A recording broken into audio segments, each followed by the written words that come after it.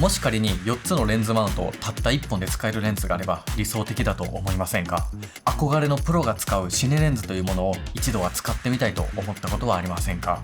そんな映像クリエイターのために開発されたマウント交換ができる約10万円のフルサイズ用シネマレンズシルイビジョンプライム1が登場しました。今回はスチルレンズの写りや設計の違いとシネレンズならではの魅力を確認していきましょう。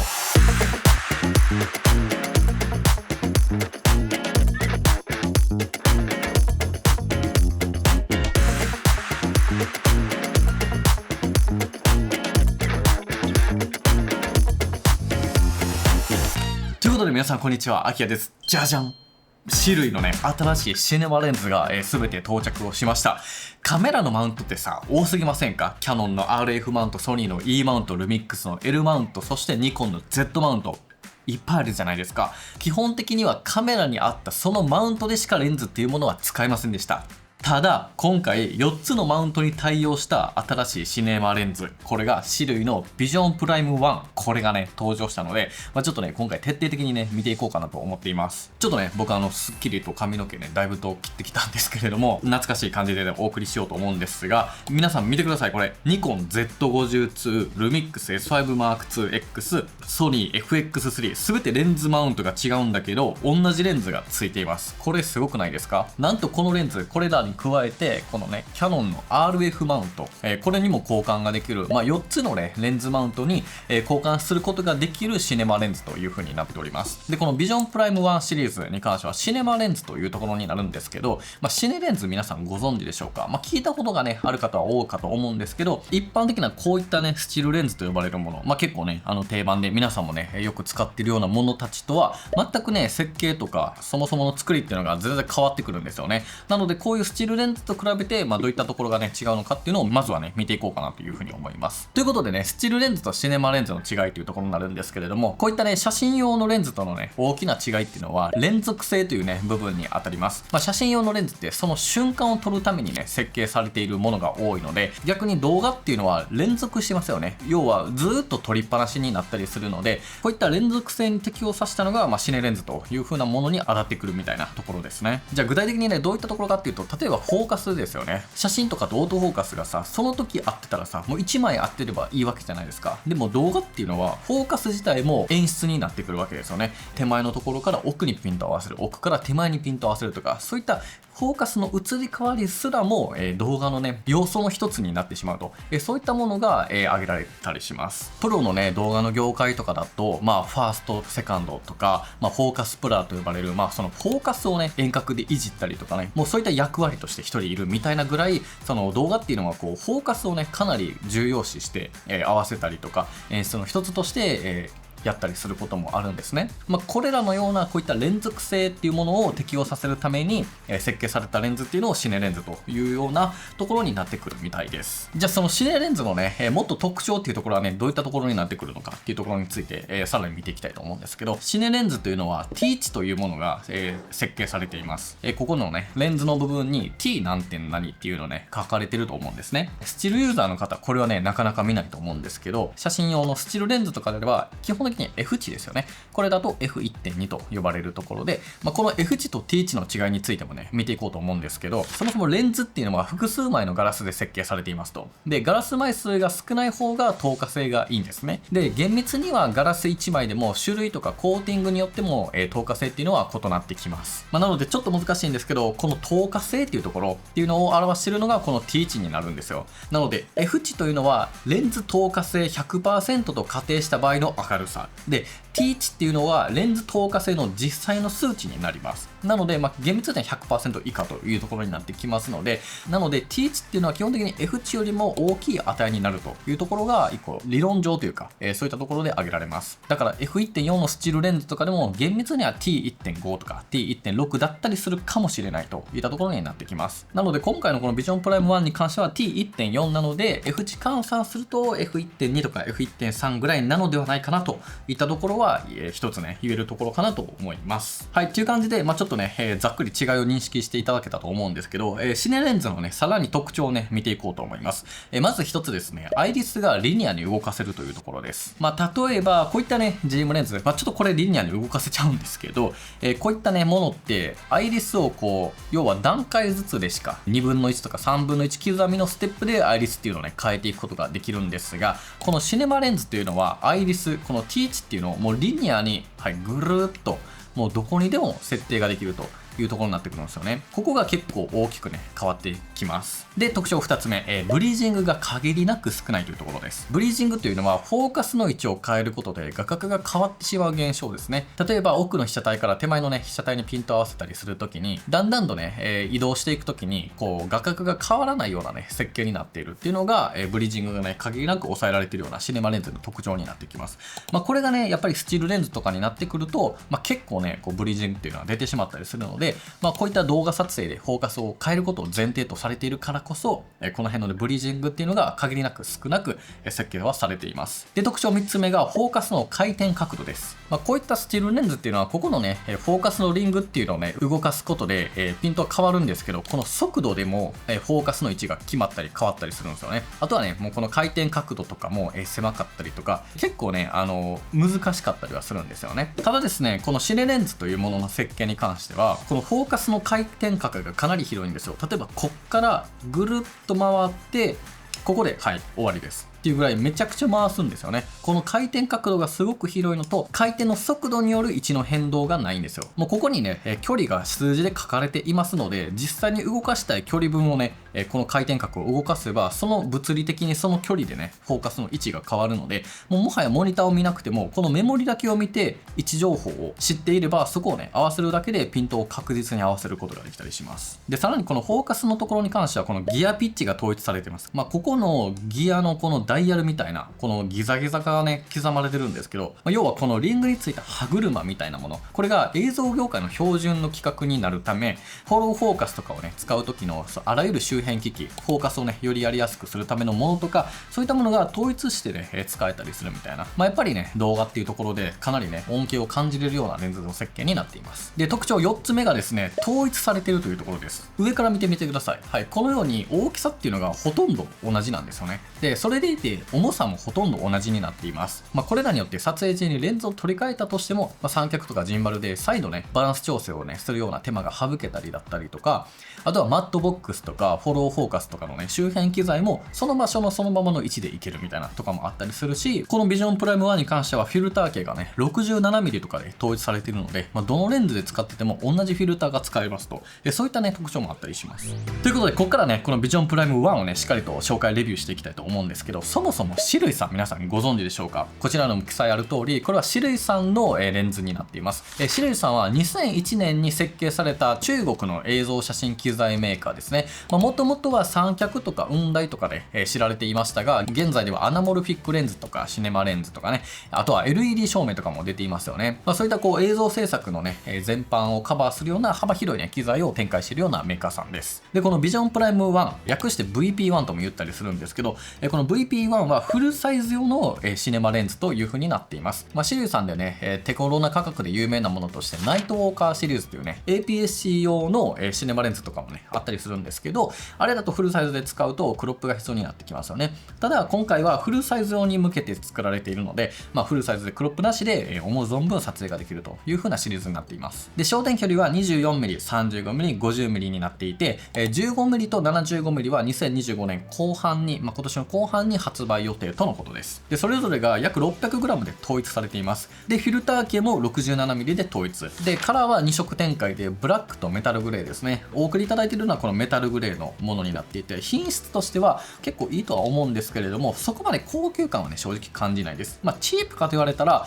すごくチープというわけではないんですが、めちゃくちゃね、リッチな佇まいというわけではありません。で、ユーザーが自分で選択して、交換可能なマウント設計になっていますので、ソニー E マウント、キャノン RF マウント、ニコンレッドの Z マウント、そして L マウントですね。ルミックスとか、ブラックマジックとか、あとはシグマとかライカとか、そういった L マウントの、設定になっています。じゃあちょっとね、交換のね、感じ見ていこうと思うんですけど、そもそも、3本セットで買うと、こういったハードケースもついてきます。ちょっとこれはね、あんまり好きなデザインではないんですけど、色がね、はい、すごいブルーでね、もうちょいなんか黒とかでかっこよくしてもよかったんじゃないかなと思うんですけれども、こういったハードケースもついてきますと。で、これを開けると、こんな感じでレンズを3つ入れれて、ここにマウントのね、アダプターの交換用のものが、入っていますと。で、これを使って、このね、ネジですね、ドライバーとネジを使って、実際にマウントをね、チェンジすることができます。ちょっと一瞬やってみましょうか。じゃあ、そしたら今この Z マウント、ニコンの Z についているレンズを、このキャノンのね、RF にチェンジをさせましょう。この中から、はい、こちらですね、R マウントとここにバックに書いてるんですけど、これを使って取り替えます。これがね、Z マウントをついた状態の VP1 です。Z マウントやっぱでかいですね。はい。で、これで、このね、ドライバーを使って、変えていくことになります。これすごく簡単で、この中のこのネジを4つ交換するだけです。これをもうついてるものを、このついてるネジをもう外すだけですね。はい、これで1個。ちょっとね、僕はこの中にいつも入れています。1個。はい、2個。はい、3個。で、4個と取りました。はい。で、そうすると、ここが取れるようになります。このマウント部分が取れて、で、新しくこれをはめるというわけですね。で、ここの向きに関しては、ちょっとマウントによって違うので、はまる部分を探してあげますと。はい、ここですね。ここがはまりました。で、あとは同じように、この4箇所をまたさらに締めるだけです。はい、できました。これで、なんとね、この RF マウント用に使うことができます。これで、はい、この赤の部分に合わせて、ガチャンとはめたら使えるんですよ。すごくね、これ。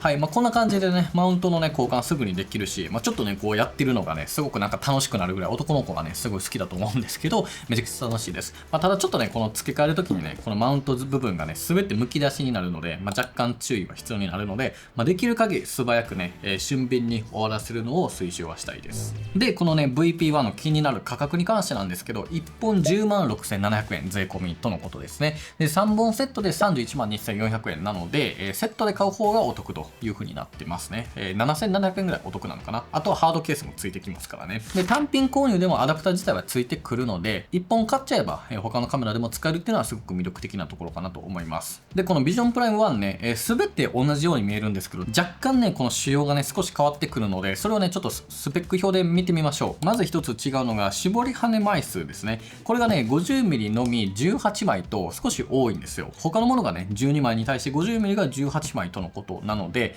これ枚数が大きいほど、玉ボケが綺麗な声援になっていくんですよね。で、最短撮影距離ですね。要はレンズが被写体に対してどれぐらい寄って撮影ができるか。ここの距離感になるんですけど、これもそれぞれが少しずつ違いますと。で、全体的に結構寄れるような設計にはなってるので、実際使ってて割とね、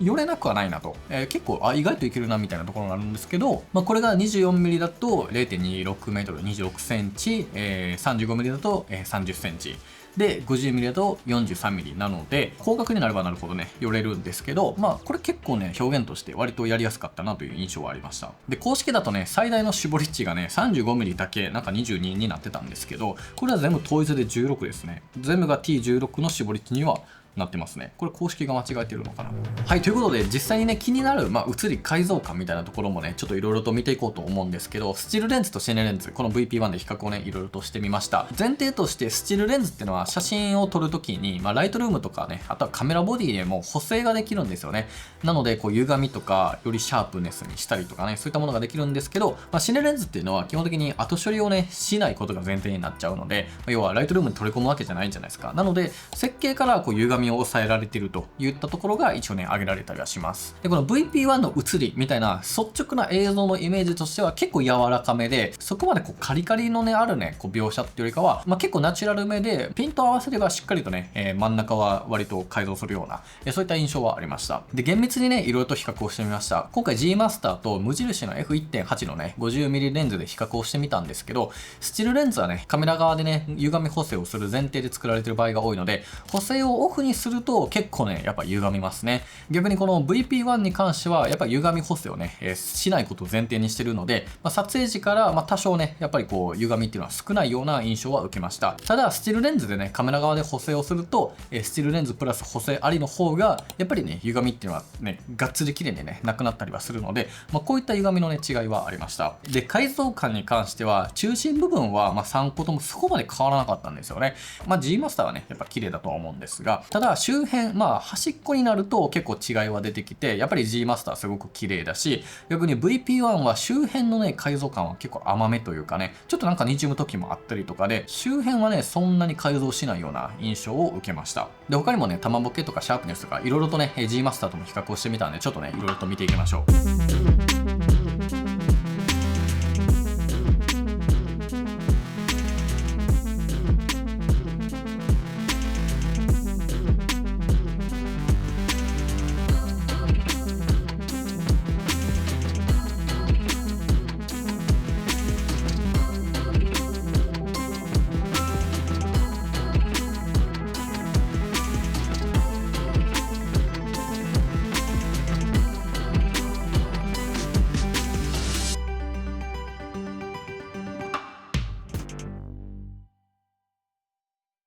ここからは実際のね、使用感とか注意点をね、お話しできればなと思っています。まずはじめに、写りはめっちゃ綺麗です。ほんと10万円のね、レンズでこんなに映んねやって思ったら、10万円結構高い額ではあるんだけれども、こんなに綺麗なんやと思えるぐらいの画質で、すごくね、僕は好きですね。なんかそんな癖もなくて、ソフトすぎるわけでもないんですけど、比較的柔らかめな描写なイメージはあって、あとね、明るいんですよね。T 値がね、1.4 になるので、夜でもかなりガンガン使えますと。で、特にね、FX3 と ISO12800 で組み合わせれば、もう全然夜もね、綺麗に撮れたりするので、ここはすごくね、良かったなと思いますね。コスパもいいですよね。この 50mm のね、F1.2 の G マスターレンズ1本買う値段で、これら3つがついてきて、で、他のカメラでも使えるって考えたら、めちゃくちゃね、ここはいいなというふうに思いますと。で、あと 600g ですごく軽量で使いやすいです。全然ね、一人でね、持って使えるような重さになるので、レンズのチェンジもね、そこまでストレスはないし、めちゃくちゃね、フルサイズボディと、サイズ感もすごくね、合うような印象があります。ただ、スチールレンズとの違いとして、情報量ですね。基本的に見たい情報っていうのが上にあるんですよ、スチールレンズっていうのは。ただ、シネレンズっていうのは基本的に横側にね、あるんですよね。フォーカスの位置とか F 値っていうのも横側にね、情報があったりするので、右にもあるんですけど、あとこの何ミリとかね、そういったものが基本横にあるので、ちょっとね、一人でワンマンで使うってなると、若干見づらさっていうのは、シネレンズではやっぱ感じてはしまうと思います。で、手ブレ補正に関してすごく大事なことがあるんですけど、一応ね、ボディの手ブレ補正は使って撮影をすることができます。特にね、このルミックスですよ。S5-2X でね、使った手ブレ補正、マジでめちゃめちゃ効いて、編集の補正かけなくて、24フレームでこんなに綺麗にね、撮影ができるんですよ。本当にブレない。もうやっぱりルミックスのね、手ブレ補正すごくて、シネレンズでね、手ブレ補正が使えるっていうのはね、すごい新鮮というか、なかなかね、できないことだと思うんですけど、すごく良かったです。ただ注意点としては、電子接点がないんですよ。スチールレンズって基本的にこのマウント後玉の部分に電子接点があるんですけど、これがね、こういったシネレンズっていうのは一切ないんですよね。なので、レンズ情報がカメラに行かないんですよ。となると、こう、補正をしたいとき、手ブレ補正っていうところで、ちゃんとその画角のものをカメラに設定しないと、すごい変な揺れ方をしてしまいます。特にね、FX3 で僕たち結構やらかしちゃったんですけど、例えば 35mm のレンズを使ってるのに、他の画角として認識をしてると、めちゃくちゃ嫌なね、ブレが発生してしまったりするんですよね。で、これがね、もう編集だとなかなか撮れなかったりするので、ちゃんとね、ボディ側で今何ミリですよっていうのを打ってあげた方が手ブレ補正はしっかりと効きました。ルミックスの場合はね、マニュアルのね、レンズをつけた時点で起動時にね、今何ミリですかっていうのをね、確認してくれるんですけど、多分ソニーは自分から行かないといけないんで、ここ忘れないようにはね、したいところだと思います。で、あとはマニュアルフォーカスで、しかも T1.4 なので、フォーカスのね、被写界深度がすごい浅いんですよね。なので、モニターの解像感めっちゃ求められます。特にね、この FX3 ってめっちゃいいカメラなんですけど、モニターがね、約144万ドットしかないんですよね。十分なんですけど、オートフォーカスやったらいいんですけど、マニュアル撮影はね、ちょっとむずいんですよね。個人的にはやけどね。ルミックスとかになってくると、184万ドットあったりするし、意外と FX30 の方があって、236万ドットとかなるので、モニターの解像度が高いほど、やっぱりピントのね、フォーカスのピーキングとか見やすかったりするので、そこら辺がね、やっぱちょっと違ってくるなというような感じがしました。だからもう FX って言ったらもう AF でしょみたいなとこあるから、基本的にね、今までね、スチールレンズでガンガン撮ってたけど、マニュアルレンズになると途端にちょっと難しくなってしまうみたいなところは正直あるのかなと思います。で、あとは現状バリエーションがまだ少ないかな。24、35、50mm になってまだ3本しかないんですよね。で、今年の後半に 15mm と 75mm が追加されてやっと5本になるので、やっぱ単焦点のプライムレンズっていうものでね、まだ3つしかないので、これらだけでちょっと作品を作りきるのが若干むずそうな感じはしましたね。結構動画ってやっぱり寄りたい時多いじゃないですか。なので、やっぱもうちょいね、増えてくると、よりね、嬉しいなというような印象がありました。はい、ということで今回いかがだったでしょうか。ちょっと最後にですね、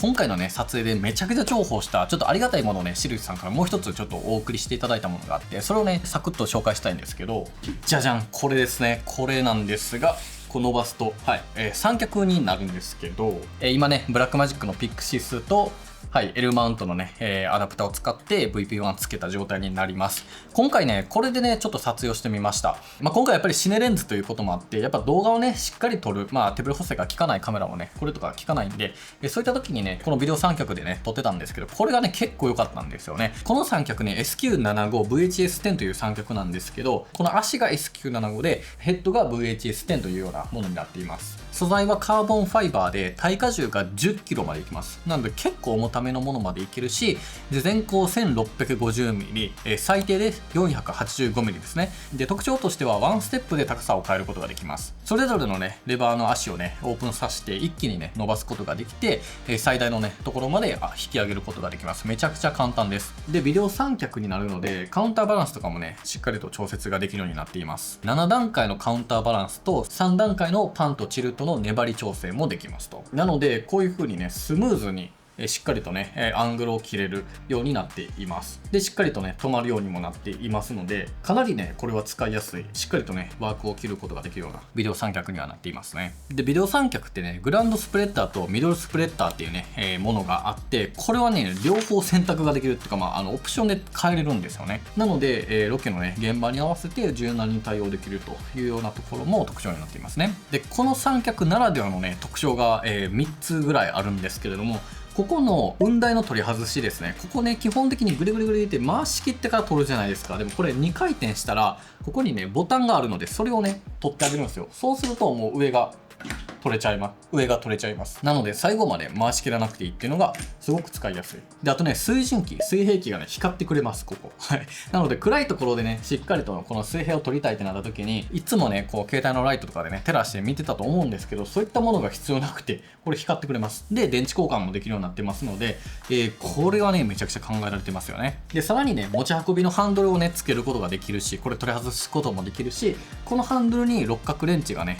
つけれるようになってますので、いつでもね、用途に合わせてこれをね、使うこともできると、そういったような設計になっています。という感じでざっと紹介したんですけど、これマジで便利で、本当になんかね、ちょっとシルビさんがよかったらこれもっていうことでね、送ってくださったんですけど、これがね、結構なんか僕的に想像以上で、しかも値段が64,900円なんですよ、税込み。安くない？これビデオ三脚の中ではだいぶ安いと思うんですけど、ちょっと僕の中でこっちも熱いなと思って、どうしてもこれね、紹介したくて、最後にね、紹介させていただきました。はい、というわけで今回の動画いかがだったでしょうか。今回 VP1 とこのビデオ三脚をご紹介させていただきました。こうシネマレンズを使ったことない方とかも、よかったら入門にできるんじゃないかなと思いますし、こういったね、三脚を使って、普段のね、写真とかじゃなくて、より動画っていうものをね、試していけるいい機会にもなるかなと思いますので、興味ある方はね、ぜひチェックしていただければなというふうに思っております。で、そして今回のね、作例に関しては全てね、僕が販売しているパワーグレードパックを使って、編集をしたものになっています。特にね、ソニーユーザーにね、最適なものになってるんですけど、これは僕が普段使っているダヴィンチリゾルブでのノード情報をね、皆さんも一緒に使えるようになっているもので、同じ手順でやっていただければね、すごく綺麗で美しくて、それなりに世界観をね、作ったりして表現することも可能だったりするので、もちろんね、ルミックスのカメラ、ソニーのカメラ、いろんなね、カメラで使うことができますし、オリジナルだともね、4つ含まれたパックになってますので、ダヴィンチリゾルブでね、カラーグレーディングをやっている方はぜひね、こちらもね、よかったらチェックしていただければなというふうに思っております。ということで、最後までご視聴いただきありがとうございました。ではまた次回の動画でお会いしましょう。バイバイ。